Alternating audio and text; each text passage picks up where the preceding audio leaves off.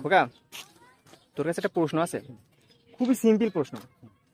মনে কর ফ্রিজে অনেক খাবার রাখা হয়, তাই না? বিভিন্ন খাবার টাবার রাখা হয় না?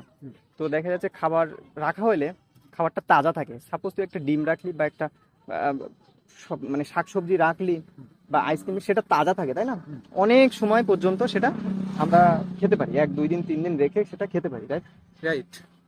তো সেক্ষেত্রে এমন একটা জিনিস বা এমন একটা খাবার আছে যেটা ফ্রিজে রাখলে বিষ হয়ে যায়, মানে বিষ হয়ে যায়, বিষে পরিণত হয়। আমি জানি। সেটা কি খাবার? সেটা কি খাবার এটা হলো বলতে? কলা।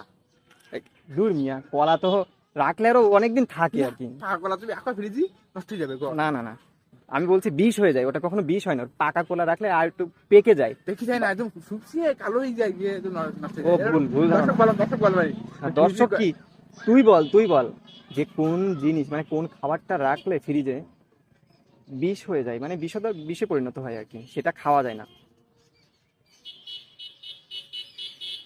ফাও তোর কাছে প্রশ্ন করতেছি আমি, তুই তো একটা প্রশ্নের অ্যান্সার দিতে পারতিস না, না। এটা প্রশ্নের উত্তরটা আমি জানি না, হবে সরি।